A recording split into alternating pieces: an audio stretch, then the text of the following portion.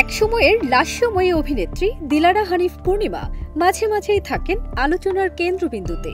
তিনিও আগ্রহ ধরে রেখেছেন ভক্তদের মাঝে।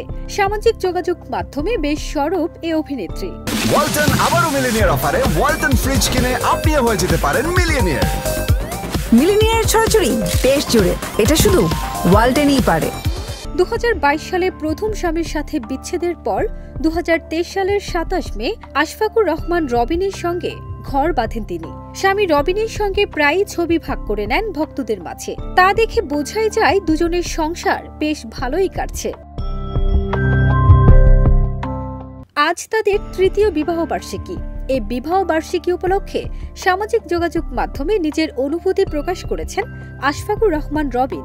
সেখানে পূর্ণিমার সঙ্গে একগুচ্ছ ছবি শেয়ার করে বৈবাহিক জীবনের 3 বছর পূর্ণ হওয়ার বিষয়টি উল্লেখ করেছেন তিনি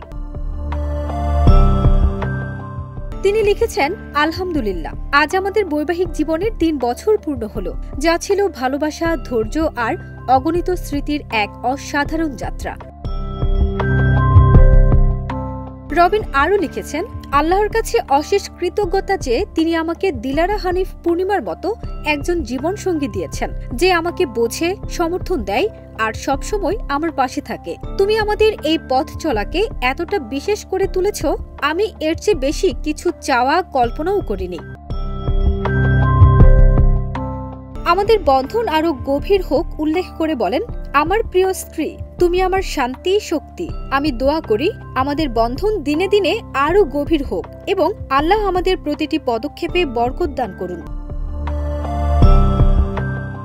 উল্লেখ্য, পূর্ণিমা 2007 সালের 4 নভেম্বর পারিবারিকভাবে আহমেদ জালাল ফাহাদকে বিয়ে করেন। 2014 সালের 13 এপ্রিল তিনি প্রথম কন্যা সন্তানের মা হন। ফারজানা নিকিতা, দেশ রূপান্তর।